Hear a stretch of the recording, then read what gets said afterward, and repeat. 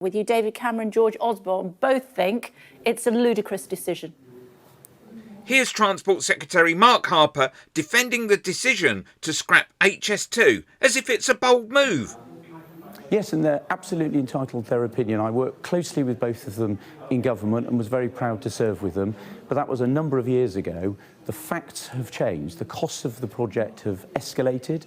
The patterns of travel have changed post-pandemic. So facts have changed. So this government's taken a different decision. The Prime Minister's taken a different decision that he thinks and I think is in the interests of the country about cancelling HS2, the second phase, saving the £36 billion that we were due to spend on that project. He says travel patterns have changed, but then why did he seem so committed when asked about it 11 months ago? You seem to drop a very big hint in your speech there about HS2 in terms of the benefits of the Elizabeth line going forward for other projects. Have I interpreted you properly? Well, it was one of the first questions I got asked when I took this job, which was about whether the government was committed to delivering HS2, and I made it very clear we were. And you heard last week in the autumn statement, the Chancellor, first of all, confirmed the capital funding for transport and indeed other infrastructure, which I thought was a very positive sign in the government's focus on delivering growth.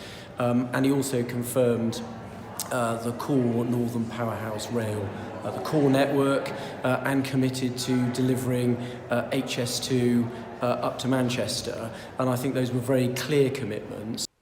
So that statement was made 11 months ago. Perhaps you could argue that 11 months is long enough to see problems arising that force a necessary change of mind. But then we have this interview with Laura Koonsberg 5 months later that not only shows how pathetic the HS2 endeavour has become, but also shows a determined commitment. Now I want to show you and viewers this morning what HS2 was originally going to look like. I think we can show the original planned route. Look at all those phases stretching right across the country, but then this happens. That bit disappears or is delayed, and essentially the line now, as predicted, is going to be a fraction of what it was expected to be, maybe not even getting into central London. Old Oak Common, a place in West London that lots of our viewers have probably never heard of, might be the end of this multi-billion-pound railway line. Are you a bit embarrassed when you look at that map, what that was meant to be and what it's ending up as? Well, no, because that isn't what it's ending up of. People can see there it says phase one. That is phase one. We haven't resolved from the next part, so we've committed to delivering it from Manchester to Euston. So what's the point of saying you're committed if you're not going to actually keep your word? It's not a commitment if you change your mind, because a commitment is a pledge or a promise to do something. Then there's this, another commitment, net zero, which basically they've also chucked in the bin too. Section of it, and then we're back on track again on the piece to Manchester.